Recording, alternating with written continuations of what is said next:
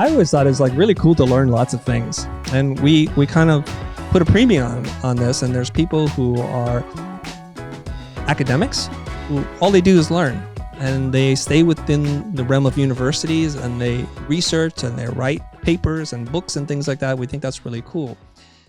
And I've come to realize that learning can be in its own way very addictive because it feels like we're growing, and we are, but that's only one small part of the puzzle. That it's actually more important, and we would consider learning, the consumption, or I'll write it up here, consumption is good, right?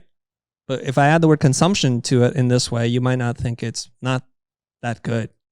And it's really more about implementation, which is turning something that you've consumed and making something out of it, the articulation of something. So we can reduce this further down. So we can say above his head is what we would consider input, and below the head is called output. That the output is actually more important than the input. This seems a little strange here. And maybe it's a little self-serving, I admit, because I want you guys to put into motion the things that you're learning so that you can truly learn it. And output has 3 components to it. And they go deeper in terms of what you actually get out of it. So the first part is, if you learn something, if you read a book or watched a video or listened to a podcast, you should turn this into habit and reflect before you move on to the next thing that you have to do today. Before you consume another video in a long list on your playlist of videos that you need to watch, just stop and ask yourself one simple question. What was most useful to me? Pause and think. This is the wisdom part. I have this experience. I need to think about what I just learned. You could also ask yourself a question: how might I apply this in my life and work? How might I apply? It's hard to talk and write at the same time. To my life and work. And write this down. This is critical. Because if we just do this, this becomes a little bit of like intellectual, I hate to say this, if there's children around here, be careful. I won't say it. I'll find another word to say it. It becomes intellectually self-gratifying. There, I found a way to say it. Ricky, thanks for not helping me there. It becomes intellectually self-gratifying. You guys know what I mean. You know where this is going, right? You just know. Okay, intellectually self-gratifying, because it's not really doing anything with it. You're only kind of, it's the illusion of knowledge, right? It's the illusion of knowledge. It's not until you actually apply something. Let me tell you what I really mean by this. Let's say you read a book on like survival guide, but you actually never apply it. Then one day you go on a trip, car turns over, and you're stranded out in the middle of nowhere.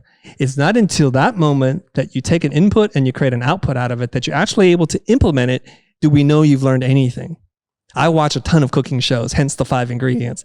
I've yet to make a single dish. I can't cook worth squat. I can tell you the theory behind it. I can tell you what is missing. I can tell you that it needs a little heat or acid. I can tell you that, but I can't really make it. So all of that is just here, and it hasn't become anything. So this is really important. So first, we're going to learn. This is important. So the quality of the input really matters, because from that we build the output. And what do I mean by quality input? I was watching this video, talked about this, and it's really important. Quality of input is when you're reading a book, how many other things are you doing? Are you listening to music? Are you watching The Real Housewives of Orange County at the same time? How many books are you reading at the same time? And how many conversations are you having? Is your phone on? Is it notifying you of every tweet and everything? So this diminishes our ability to focus here. So the quality of input at this point is going to be diminished. Now, some people work better multitasking, but for the most part, we should be single tasking. If we want to be better learners, let's try to single task and focus. There are exceptions, of course. Please take it. No, this is just broad-based things I'm sharing with you. So the quality of input has to be high. The higher, the better. Then we have to reflect. We have to ask ourselves these kinds of questions. What was most useful to me? How might I apply this in my life and work? Where else have I seen this idea? These are the kinds of things that you want to ask yourself. And then we want to begin implementation. And this is really important. This means you have to turn thought into action. You have to make something. So if you watch a video from George Pakula or somebody about how to design and do grid logos, you got to go out there and you got to sketch and you got to make stuff, because we know we can't just learn by watching. As much as I like to say that I cannot. So this is how we cement it, how we fortify it in our mind so that we truly extract the maximum knowledge and turn it into something. And the last one is really important. The last one is you need to share it. This seems a little bit like, is this about social media? Why do I need to share it? Well, because when you're forced to articulate, see that word? When you're forced to articulate this to someone else, why this is good or what you learn or what you got from it, it goes deep down the learning pyramid. So teaching is a scary word. It's full of preconceived ideas about pretentiousness, like who am I to be a teacher? So I just removed the word teaching and I want to put the word share. You just have to share it. You can share it in a tweet. You know, I watched this video. I learned this one thing. Or if you read this book and you drew a diagram like this, that's how you share it.